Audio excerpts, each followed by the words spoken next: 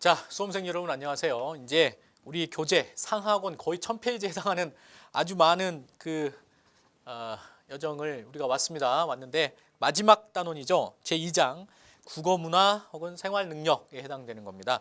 자, 오늘 끝낼 수 있을지, 이 시간에 끝낼지 아니면 조금 문제풀이는 다음에 할지 한번 해보죠.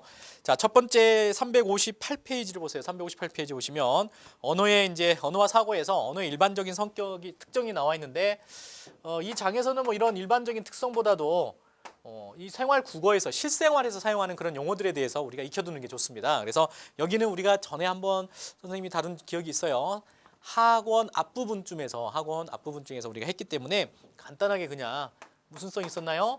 기호성 있었죠. 언어의 특징, 일반적 특징입니다. 기호성. 언어는 기호죠. 기호로 나타내는 거죠. 그죠? 문자가 곧 기호가 되는 거고요. 그 다음에 언어의 분절성이라고 하는 게 나왔는데 분절성도 다 배웠습니다.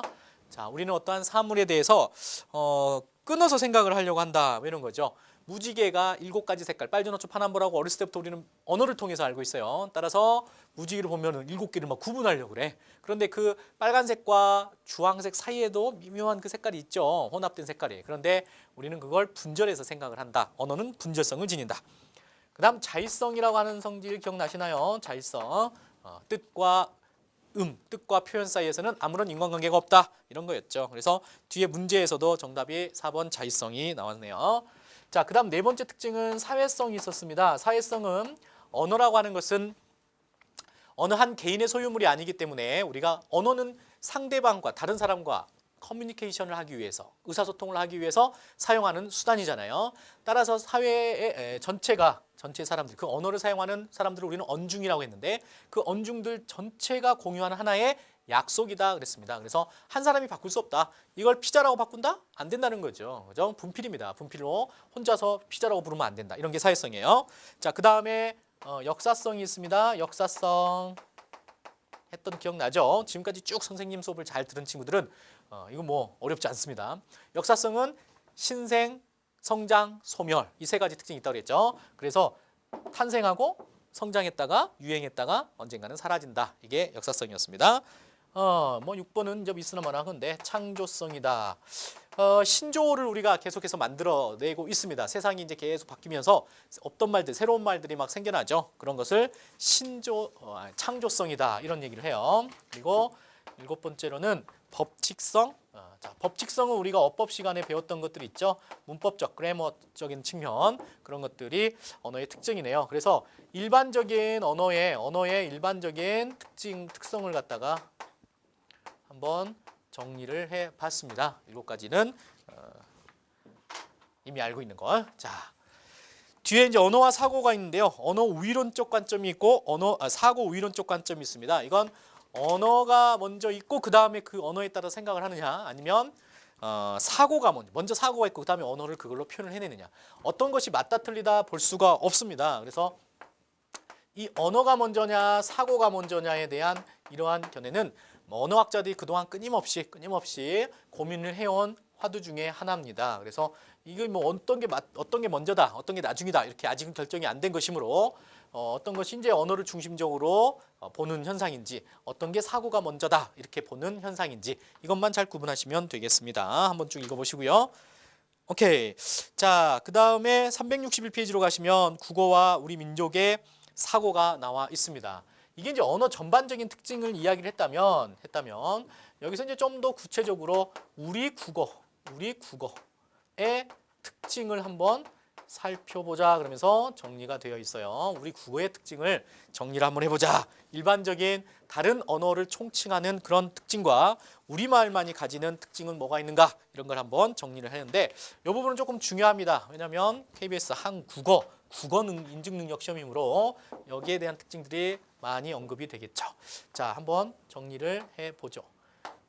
첫 번째는 미괄식 어순이다 그랬습니다. 미괄식, 여기서 미괄식인지 아닌지를 결정짓는 건 바로 서술어 부분을 가지고 이야기를 하는 거예요. 자, 우리나라 말은 서술어가 앞에 나오나요? 뒤에 나오나요? 뒤에 나오죠. 뒤에. 그죠? 나는 밥을 먹는다. 영어로는 I eat breakfast. 이렇게 얘기하는데 eat가 먼저 나오죠. 그러나 우리말은 먹는다가 뒤에 나옵니다. 그러므로 인해서 나는 밥을 안 먹는다. 먹는다 안 먹는다. 이 뒤에 가서 중요한 얘기가 나오는 거예요. 자, 그래서 미괄식 어순은 그걸 나타내는 건데 이 미괄식 어순을 취함으로써 얻게 되는 장단점이 있습니다. 단점을 삼각형, 장점을 동그라미로 봐보면 장점을 많이 얘기했죠. 우리 국어니까. 자, 장점 뭘 얘기했나요? 청자가 거부감 없이 말을 듣도록 한다. 자, 청자가 거부감 없이 드러낼 수 있다. 말을 들을 수 있다. 그 다음에 절정감을 불러일으킨다. 그죠? 끝에 어떻게 됐는지 그렇게 이렇게 크게 절정감을 이끌어낼 수 있다. 이런 걸 또 다른 말로 점층적이다. 이렇게도 얘기했네요. 이런 것들이 이제 뭐 장점으로 끄집어내고 있습니다. 정리를 하고 있습니다. 단점이라고 하는 것도 반면 맨 끝에 나와 있죠. 논지가 분명하게 전달되지 않아 오해를 사거나 주장을 제시하고 명확한 근거를 제시하는 논리적 사고에는 불리하다. 한 단어로 정리하면 논리적이지 못하다. 논리성이 좀 떨어진다. 이렇게 보면 되겠네요. 그래서 서술어를 끝에 말하는 우리말 특징의 장단점이었습니다. 자, 두 번째 특징은 문장 성분이 생략이 가능하다. 생략이 자주 이루어진다. 뭐 이렇게 얘기를 했어요. 그래서 주어가 생략되는 경우도 있고요. 밥 먹었니? 이런 거. 너는 밥을 먹었니? 이래야 되는데 너 밥 먹었니? 이런 거. 혹은 목적어가 생략될 수도 있죠. 너 먹었니? 이렇게. 그래서 문장 성분이 주로 생략된다. 우리가 어법 시간에 어법 같은 거 배울 때 우리말 특징 중에 뭘 얘기했어요? 조사는 생략 가능. 생략 가능. 그 다음에 어미는 생략 불능. 이런 거 얘기했던 것도 좀 생각을 해보시면서 보시면 되겠네요. 자, 그 다음에 우리말의 가장 큰 특징 중에 또 하나죠. 뭐예요? 높임말이 사용되었다. 높임말. 자, 높임말이 사용되었다라는 것도 하나의 큰 특징입니다. 그 다음에 친조어가 발달했다. 친조어. 이쪽에다 그냥 쓸게요. 자, 친조어가 발달했다.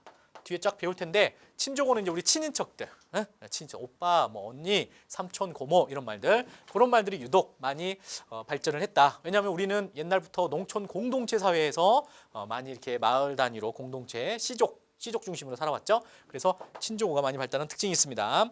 자, 그 다음에 다섯 번째는 감각어가 유독 다른 말들에 비해서 감각어가 발달이 많이 되었다. 노랗다, 샛노랗다, 누리끼리 하다, 누르스름하다, 여러 가지가 있죠. 그죠? 그래서 감각어 발달도 우리말의 국어의 특징으로 잡혀 있네요. 됐죠? 자, 그렇게만 정리를 하시면 되겠고요. 문제는 뭐 다 설명이 나와 있으니까. 365페이지로 넘어가겠습니다. 365페이지 보시면 국어 생활과 이제 문화에 대한 이야기를 하고 있어요. 국어 생활과 문화. 자, 우리말에 이러한 특징들이 있는데 그렇다면 우리의 문화와 관련지어서 우리 민족의 문화, 우리나라 사람들의 문화와 관련지어서 국어를 어떻게 나누어지고 어떻게 특징을 가지고 있는지 그런 걸 살펴보죠. 자, 국어와 계층에 대한 이야기가 나왔습니다. 계층과 언어는 많은 관련을 가지고 있죠. 계층별로 사용하는 언어가 다 다르다. 거기에 임금, 왕한테만 쓰는 용어가 몇 가지 나왔어요. 수라, 임금에게 밥 올리는 거, 밥상, 수라상을 올려라 그러죠. 수락관, 최고상궁 이렇게 나오죠. 자, 용루는 임금의 눈물을 용의 눈물에 비유했고요. 용안은 임금의 얼굴을 용안이라고 하고, 지밀은 은밀하게, 임금이 은밀하게 있는 곳, 그것을 지밀이라고 한다네요. 그죠? 용포 이런 말도 쓰죠. 임금님이 입는 옷. 임금님이 돌아가시는 걸 뭐라고 그래요? 붕어 이런 말도 쓰시죠. 붕어. 됐죠? 자, 그다음 계층별 언어의 차이가 있고 성별 차이도 있습니다. 성별 차이가 오히려 요즘에는 조금 더 계층보다는 성별 차이가 더 많이 나타나고 있습니다. 그래서 성별 차이 한번 볼까요? 그 366페이지에 보면 성별은 뭐예요? 남성이냐 여성이냐잖아요. 그죠? 남성이냐 여성이냐의 유무인데 그동안에 우리는 이제 유교적인 전통 질서 하에서 남존여비 사상이 굉장히 심했었죠. 그래서 남성 중심적인 어떤 그런 언어 사용에서 요즘에는 이제 여성 중심으로 옮겨가고 있다. 뭐 이런 거예요. 그래서 거기서 남성 중심의 어휘책에서 여성 어휘가 파생되면서 발생한 것으로 볼 수 있는데 이 말은 무슨 말이냐면 원래 남성어였는데 여성에 대해서 뭔가 표현을 하다 보니 이렇게 파생되었다는 거예요. 그러니까 여성이 약간 부수적인 느낌이 드는 거죠. 자, 그런 언어를 여성의 유표화 이런 말을 씁니다. 여성의 유표화. 자, 어려운 말이죠. 따라해 볼까요? 유표화. 따라하고 있습니까? 자, 유표화 이런 말 써. 자, 여교수, 교수. 그냥 교수 그러면 우리는 보통 남자 교수를 나타내요. 근데 여교수는 여자 교수는 꼭 여교수라고 붙여주죠. 왜? 남교수를 남교수라고 하지 않는데 왜 여자 교수는 특별히 여교수라고 해? 자, 이런 건 부수적으로 생각한다 이런 얘기예요. 그다음 외할머니, 할머니, 그죠? 우리 아버지의 엄마는 그냥 할머니라고 그러는데 어머니의 엄마를 외자를 붙입니다. 하필이면 두 분 다 할머니인 건 맞죠? 연세가 드셨으니까. 자, 작가. 보통 작가 그러면 남자만 있는 거야? 여자들도 있을 텐데 여자 작가를 여류 작가 꼭 이런 말을 붙입니다. 이런 걸 유표화된 현상이다. 자, 요거와 조금 여러분이 구별을 해 놓으셔야 되는 게 있는데요. 그게 바로 뭐냐면 이거는 이제 약간 부수적인 느낌만 그냥 주는 건데 여성을 비하하는 말들이 있어요. 비하. 그래서 그러한 비하하는 표현, 여성을 낮추는 표현, 자, 그것과는 조금 구별을 하셔야 됩니다. 예를 들면 암탉이 울면 집안이 망해 이런 거죠. 그럼 여자들은 집에서는 아무 말 안 하고 살아야 되는 거야? 여성을 비하하는 겁니다. 미망인이라고 하는 단어도 잘 나오죠. 자, 미망인은 뭐냐면 남편이 죽거나 어디 떠났어. 그러면 가만히 기다려야 돼. 죽은 남편이 살아날 때까지 혹은 떠난 남편이 돌아올 때까지. 웃기는 거잖아요, 그거. 그제? 그래서 여성들을 비하할 때 쓰는 말 미망인 이런 말들은 비하어다. 그래서 요 두 가지를 좀 구분하는 문제도 출제가 되기 때문에 좀 알아두시는 게 좋다. 자, 그 다음에 이제 연령대에 해당하는 거 또 있네요. 연령은 뭐예요? 나이잖아요, 나이. 그래서 나이에 맞게 쓰는 말들. 뭐 사회가 급변하다 보니까 여러 가지 신세대라고 하죠. 새로운 세대 교체가 이루어지면서 나오는 말들이 많이 나오고 있다. 근데 거기 짚어보기에 재미난 것들을 좀 넣어놨는데 신조어를 넣어놨어요. 특징에 이제 축약어가 증가하는 게 있고 합성어 두 가지가 증가를 한다. 자, 연령대별로 조금 어린 신세대라고 하는 어린 세대가 하는 신조 최근에 새로 나온 말들 중에 두 가지로 우리 교재에는 정리를 해놨네요. 하나는 축약하는 형태가 있고 하나는 합성어의 형태가 있어요. 합성하는 형태. 자, 축약하는 거 엄친아, 엄마 친구 딸, 그죠? 이거는 뭐 흔히 이제 자기와 비교해 가지고 자기보다 좀 잘 나오고 꼭 엄친아는 자기보다 공부도 잘하고, 그제? 뭐 얼굴도 잘생겼고, 뭐 성격까지 좋아요, 그죠? 여유도 있고. 그 다음에 쩍벌남, 뭐 지하철에서 쩍벌남, 자리 쩍 벌리고 있는 사람들. 그 다음에 솔까말, 솔직히 까놓고 말에서의 줄임말. 선생님도 좀 처음 듣네요. 그 다음에 볼매, 이거는 많이 들어봤어, 선생님, 그죠? 볼수록 매력적이다. 지몬미, 지켜주지 못해서 미안하다의 줄임말. 차도남, 차도녀 이런 말도 쓰죠, 그죠? 이렇게 긴 말을 줄여서 쓰는 것이 바로 요즘 신세대들이 많이 쓰는 신조어네요. 그 다음에 합성어 베이글려. 이건 뭐 베이비처럼 동안인데다가 몸은 좀 글래머러스하다 이럴 때 베이글려라고 하고요. 초콜릿 볶은 보여죠? 그죠? 초콜릿 볶은. 건어물려 초식남. 뭐 여성 못지않게 자신을 꾸미는 그런 남성을 초식남이라고 한다고 합니다. 자, 무슨 말인지 알겠죠? 신조어들이 좀 등장을 하고 있다. 이 정도로 정리하시면 되겠습니다. 자, 이제는 국어와 예절에 대한 이야기를 한번 해볼까요? 다음 페이지 367페이지 보시면 국어와 예절에 대한 이야기가 나와 있습니다. 이때 예절이라고 하는 건 우리 실생활에서 일상적인 생활 속에서의 예절이 되겠죠? 생활 속에서의 예절. 자, 그래서 이러한 예절에 맞는 표현들이 많이 있고요. 그러한 많은 표현들을 여러분들이 시험 문제로 나왔을 때도 골라낼 수 있어야 되겠습니다. 자, 인사예절이 나와 있어요. 인사예절. 처음 만났을 때 전통적인 인사말, 요즘에 인사말은 뭐 안녕히 주무셨어요? 이렇게 해도 되고요. 이렇게 비교를 해놓고 있네, 잘. 그지? 평안하셨습니까? 평상시에 세 번째 칸에 보면 초면, 처음 만나는 사람 할 때는 옛날에는 아유, 초면에 죄송합니다. 초면에 뭐 실례합니다. 통성명이나 하고 지냅시다. 이러면 처음 만나는 건데 요즘은 그냥 안녕, 처음 뵙겠습니다. 이렇게 얘기를 하죠. 처음 보는 사람한테 안녕하세요. 뭐 요즘 그렇게 하기도 해. 그런데 원래대로 예절을 갖춰서 얘기하자면 저기 처음 뵙겠습니다. 저는 뭐 이평천입니다. 이렇게 얘기를 해야 되는 게 맞다는 거죠. 자, 뭐 나머지는 그냥 보시면 되겠다. 그죠? 보면 되겠고.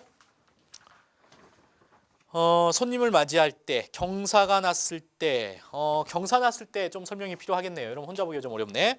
자, 경사 났을 때, 아이쿠, 새해에 새해 복 많이 받으세요 이런 말을 쓰는데.